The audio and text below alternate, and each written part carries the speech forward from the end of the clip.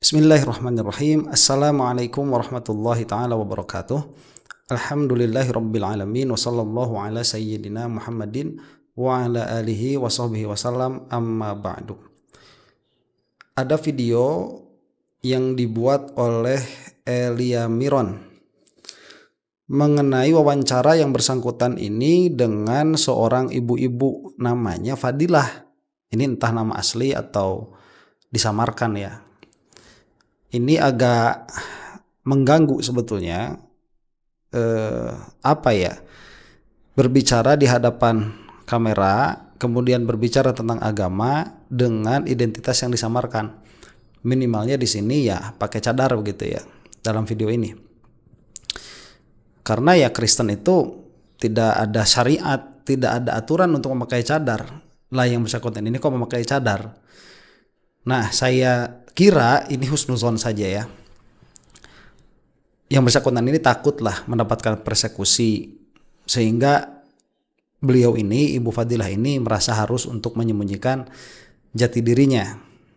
Nah, ini gambaran yang menyedihkan sebetulnya. Kalau memang ada sampai ada rasa kesana ya. Ini menunjukkan bahwa negara kita belum cukup dewasa untuk membicarakan permasalahan-permasalahan yang sensitif. Nah, video ini saya lihat itu menghujat secara halus. Saya katakan demikian karena sebuah kewajaran sebetulnya terjadi dialog antar agama. Tetapi menjadi tidak wajar apabila seseorang ini memiliki pertanyaan terkait satu agama tertentu, dalam hal ini misalkan dalam agama Islam, yang mana Ibu Fadilah ini sudah menyatakan diri sebagai murtadin atau murtadun begitu ya. Cuman yang bersangkutan ini tidak mau dibilang murtad, maunya itu dibilang hijrah ke Kristen. Itu kalau ada pertanyaan seharusnya ditanyakan bukan kepada orang Kristen atau membuat podcast dengan orang Kristen menyebarkan subhat-subhat. Nah, ini bukan gestur yang baik. Kalau mau itu hadirkan panelis muslim supaya bisa menjawab. Kalau memang tujuan sedari awal itu mencari kebenaran.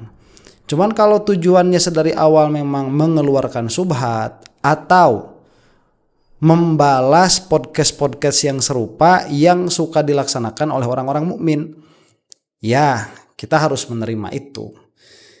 Jadi saya ini bukan termasuk orang yang menyukai dialog antar agama dengan cara yang populer sekarang, begitu ya. Yang populer sekarang itu ya seperti ini, ada Kristen diwawancari oleh orang Muslim tanpa menghadirkan Kristen yang lain yang lebih ahli daripada yang diwawancara, yang ditanya. Itu presiden yang buruk di dalam menjaga kemajemukan antar umat beragama begitu. Sebagaimana yang dilakukan sama Elia Miron di sini, ini adalah presiden yang buruk. Yang mana pada akhirnya harus ada reaksi. Nah, sayangnya entah nih reaksi-reaksi seperti ini apakah videonya dilisensi atau tidak ya. Nanti akan kita lihat lah. Jadi kalau misalkan tatkala saya mereaksi video ini, kemudian videonya suaranya ada gemaknya, ada gaungnya, itu saya mohon maklum dari yang mendengar, itu karena supaya tidak ada strike ya kepada video ini. Nah, kita lihat saja bagaimana dialog yang terjadi antara Elia Miron dengan Ibu Fadilah ini. Saya sedikit terganggu sebetulnya dengan apa yang dibicarakan di sini, makanya saya mereaksi begitu. Kita saksikan saja. Kira-kira sebagai seorang yang sudah menjadi Kristen, saya nggak bisa katakan petobat baru lagi ya, karena memang udah lama menjadi Kristennya. Nah, apa nih kira-kira tantangan ke depannya buat orang-orang yang mungkin banyak nih penonton yang masih ragu ya. Aduh, aku mau ikut Yesus enggak ya? Aku terlahir di keluarga Muslim gitu, begitu. Mungkin mereka belajar kekristenan tapi masih ragu untuk memutuskan percaya kepada Yesus. Nah, Ibu Fadilah nih awalnya juga pasti pernah mengalami hal itu dong. Pasti. Ya, tapi apa yang bisa disampaikan kepada teman-teman agar mereka memantapkan pilihan mereka? Oke, Yesus ini adalah pilihan yang paling tepat. Dan Belajar. pribadi sendiri? Belajar. Harus banyak belajar tentang kekristenan, karena kekristenan itu tidak gampang. Iman kekristenan itu tidak mudah. Ya. Makanya saya selalu bilang ke siapapun, syarat menjadi orang Kristen cerdas. Oke. Saya mau tertawa ya mendengarnya itu. Jadi ada pertanyaannya, apa yang disarankan oleh Bu Fadilah ini bagi orang-orang muslim yang sudah ragu akan keislamannya, kemudian mulai memikirkan alternatif lain sebagai Tuhan, dalam hal ini menerima Yesus sebagai Tuhan. Dan jawabannya menggelitik begitu, harus belajar. Dengan alasan bahwa konsep ketuhanan di dalam Kristen ini sulit, tidak mudah diterima. Makanya harus banyak membaca dan harus banyak memahami. Underline ini ya, ini siapa tahu juga memang ada orang-orang muslim yang mulai berpikir mau mengganti Tuhan gitu.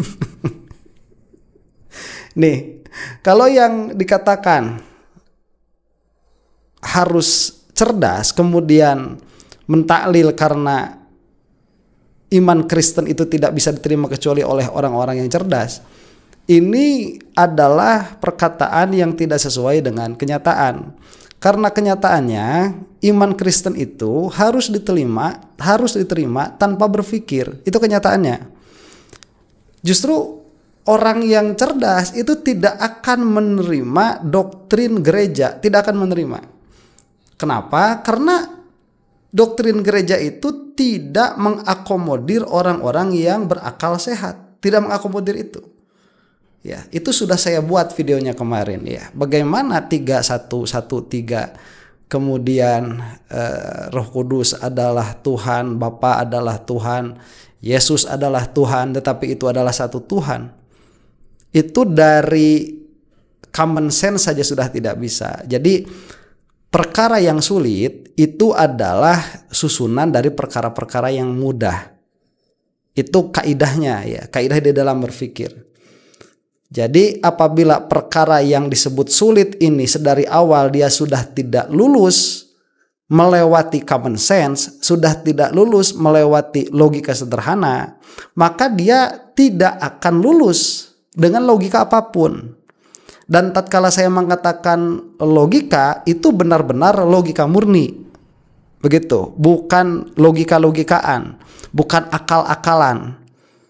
Makanya tidak bisa dikatakan yang namanya agama itu tidak masuk akal karena Islam itu mempercayai adanya buruk, kemudian Islam itu mempercayai adanya Isra Mi'raj ya, dan lain sebagainya dari mukjizat-mukjizat atau dari karomah-karomah yang ada.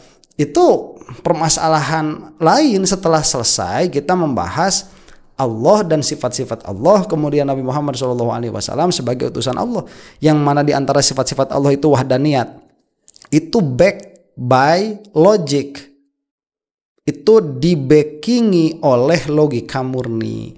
Nah, jadi ini adalah challenge saja kepada Ibu Fadilah. Kalau memang benar Ibu Fadilah ini masuk Kristen gara-gara cerdas dan mengklaim bahwa untuk menjadi seorang Kristen itu harus cerdas, saya tantang logika sederhananya yang keluar dari Ibu Fadilah. Ibu Fadilah ini memakai logika madhab siapa begitu. Nah, kalau kita berbicara tentang sulit di dalam menerima satu konsep ketuhanan ya yang de facto-nya demikian, semua klaim teologi itu membutuhkan pemikiran yang mendalam, termasuk juga Islam di dalamnya. Justru counter argumen saya begini, kalau kamu mau menjadi Islam yang benar, kamu harus cerdas. Ya, karena Islam yang benar itu ahlul haq itu adanya di ahlus sunnah wal jamaah, Asy'ariyah Maturidiyah. Saya jamin Ibu Fadilah ini waktu Islam bukan Asy'ariyah Maturidiyah. Saya jamin itu 100%. Karena kalau Asy'ariyah Maturidiyah itu sudah tidak mungkin secara adat, yaitu masih terganggu dengan akidah-akidah yang lain. Itu hal yang mustahil ya kalau dibalik itu. Itu hal yang mustahil secara adat begitu. Itu tidak akan pernah terjadi. Nah, makanya perkataan-perkataan yang klaim-klaim yang besar seperti ini itu membutuhkan pembuktian yang besar juga. Jadi tantangan saya kepada Ibu Fadilah itu di situ. Oke. Ya, harus cerdas. Jadi itu yang paling penting. Jadi harus banyak belajar tentang firman Tuhan. Karena apa? Ketika kita ditanya, kita mampu menjawab. Itu yang paling penting. Ketika kita ditanya, kita tidak mampu menjawab, banyak yang balik lagi. Ya. Itu paling penting. Tersandung karena itu. Betul. Gitu. Tapi sekarang lagi populer suatu ungkapan bahwa yang mualaf itu yang cerdas. Itu gimana menurut Bu Fadilah? Katanya yang logis tuh ya iman kami yang ini nih bukan iman Kristen gitu. Itu gimana? Sebagai seorang yang meninggalkan Islam lalu menjadi Kristen. Oke. Kita bicara dalam hal, dulu saya 14 tahun, 3 tahun saya sempat ateis. Oke. Ya, saya ingin mengosongkan diri saya karena saya tidak bisa belajar kekristenan seperti orang-orang lain.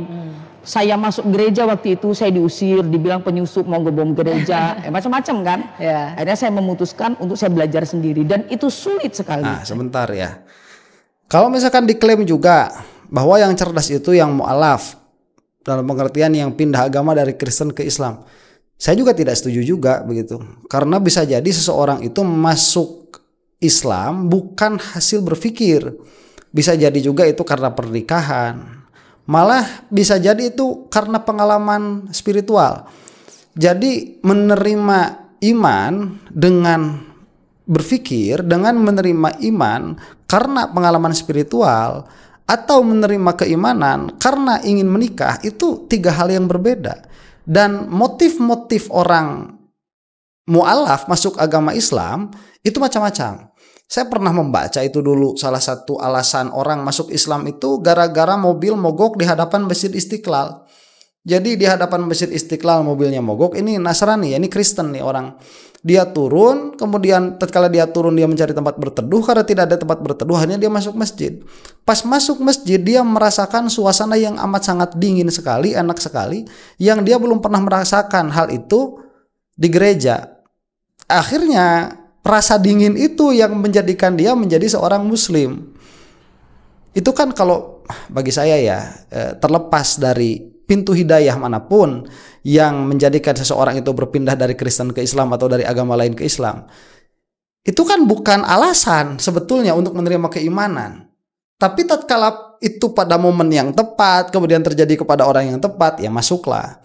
Jadi perdebatan teologis ini tidak bisa digeneralisir. Orang yang masuk Kristen itu lebih pintar misalkan daripada orang yang masuk Islam atau sebaliknya. Itu tidak bisa digeneralisir juga. Karena pada akhirnya tanyakan ini kepada semua orang yang beragama.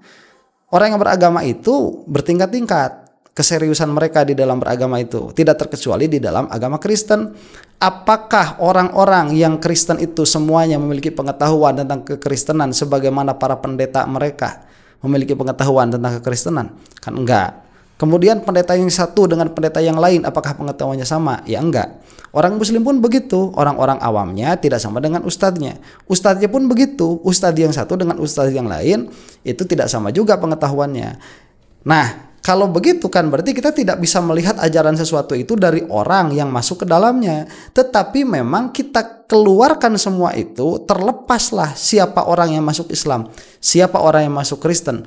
Itu tidak menjadi penting untuk dibahas. Tetapi apa ajaran Islam pada hakikatnya dan apa ajaran Kristen pada hakikatnya, dilihat dari teologinya dulu. Itu yang penting yang harus dibicarakan itu. Ya. Nah, tadi sampai situ ya. Jadi ketika memutuskan untuk menjadi Kristen, kenapa saya bilang tidak gampang? Karena kekristenan itu bukan cuma kita sekedar mengucapkan saja, kasihilah musuhmu, ampunilah mereka yang bersalah kepada kamu. Itu berat, Elia. Berat. Kemudian itu secara kemanusiaan. Karena makanya saya bilang harus mengkosongkan diri. Ketika kita berdiri sebagai manusia yang punya sisi kemanusiaan yang lebih dari yang lain, itu kita akan berpikir Karena tidak ada iman lain yang mengajarkan tentang kasihilah musuhmu. Oke. Gimana ya? Saya minta maaf dulu ya kalau sebagian pendengar saya itu tidak suka dengan gaya saya. Baru sedikit ngomong udah direaksi, Karena begini, pembicaraan itu harus dihukumi per hukum ya, per sentence, per kalimat. Jadi kalau terlalu panjang nanti kalimatnya akhirnya tidak terreaksi begitu.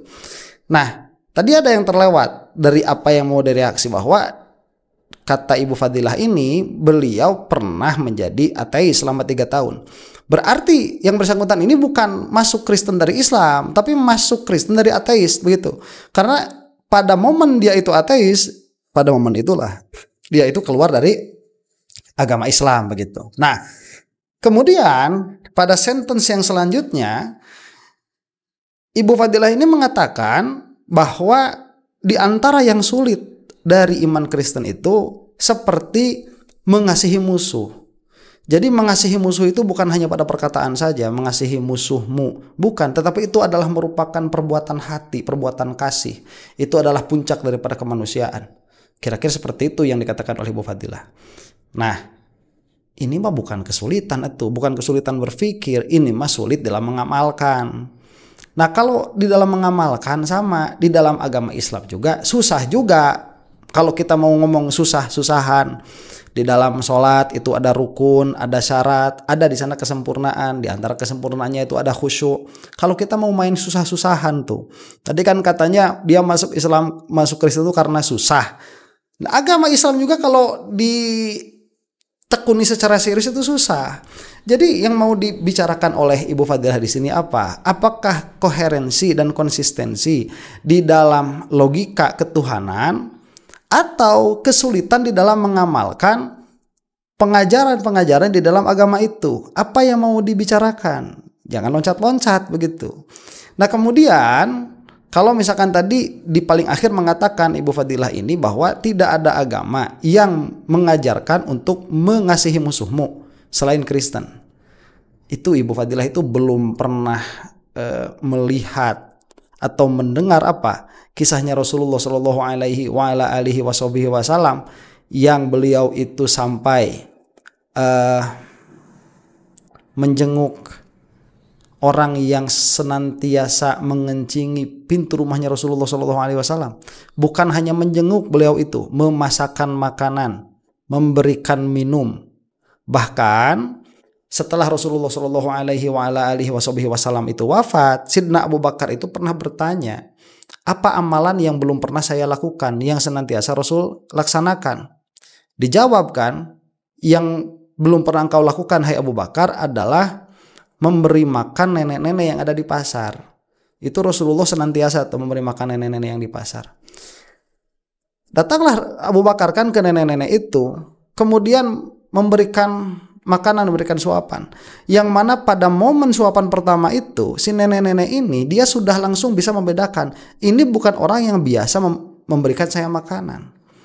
Dari apa? Dari mana? Dari lembutnya memberikan makanan itu.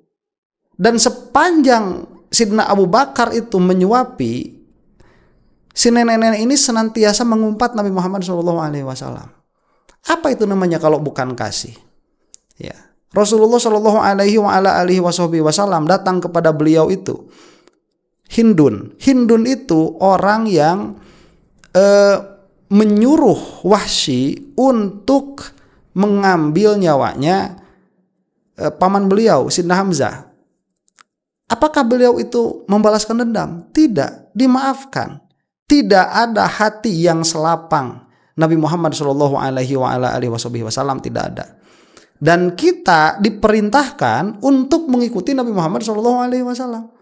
Nah, kalau misalkan Ibu Fadilah ini melihat ada orang-orang yang terkesan keras di dalam agama Islam, orang-orangnya itu pun bukan berarti keluar dari ajaran kasih, bukan. Kalau memang kita memahami teologi dari awal dan konsekuensi dari teologi itu, kemudian kita berpikir runut dari teologi, dari inti keimanan itu, Anda akan memahami, hai Ibu Fadilah, bahkan di dalam mengangkat pedang sekalipun, di situ ada rahmat, di situ ada kasih sayang. Itu yang harus dipahami. Jadi ini konsistensi dari teologi, konsistensi dari ilmu kalam, konsistensi dari ilmu akidah. Di situ, kalau misalkan semua itu harus dengan kasih ya, semua harus dengan kasih, akhirnya syariat seperti ini akan menjadikan dirimu binasa. Makanya di dalam agama Islam itu tidak mutlak, ada perkara yang harus dihadapi dengan kasih sayang. Misalkan apabila hak kita sendiri yang tercederai, tatkala hak kita sendiri yang tercederai, ya ada dua pilihan kan. Apakah kita ini ingin mencari keadilan atas hak yang kita ambil atau kehormatan yang diambil oleh orang lain, atau kita itu memaafkannya. Tidak mutlak, mau memaafkannya silahkan, mau menuntut hal yang sama juga boleh, dengan sistem yang jelas yang sudah diatur di situ. Tapi kalau misalkan yang diganggu itu adalah kehormatan istri kita atau keselamatan keluarga kita, masa kita mau diam juga? Itu kan rahmat. Udah biarin. Ya istri kita misalkan dilecehkan sama orang lain, kita bilang oh ini adalah kasih sayang, silahkan saja. Masa mau seperti itu? Nah justru kesempurnaan syariat ini adanya di Islam. Ada perkara-perkara yang mana sama saja dengan hukum negara nih. Ada yang perdata, ada yang pidana, ada yang mana kita ini bisa menuntut hak kita, ada yang dimana kita ini dianjurkan untuk tidak menuntut hak kita dan lain sebagainya. Itu di dalam syariat yang ada di dalam agama Islam. Apakah Kristen memiliki syariat itu? Tidak. Dia semua aja kasih saya maafkan. Nggak semua seperti itu. Kalau seperti itu, maka yang rusak itu adalah kehidupan manusia itu sendiri. Karena itulah Kristen diganti dengan Islam. Syariatnya begitu, bukan tauhidnya. Satu, ya.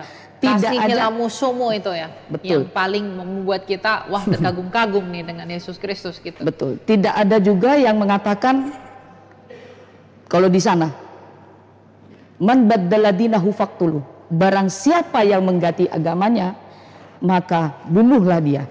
Yesus tidak mengajarkan itu.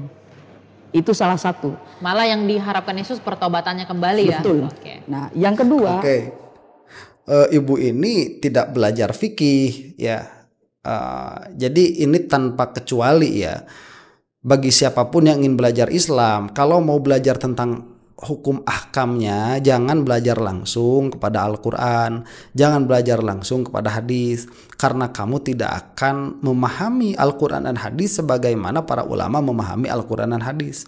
Al-Quran dan hadis itu dia bukan kitab atau katakanlah buku ya dalam pandangan orientalis, bukan kitab yang isinya itu adalah poin-poin hukum, bukan.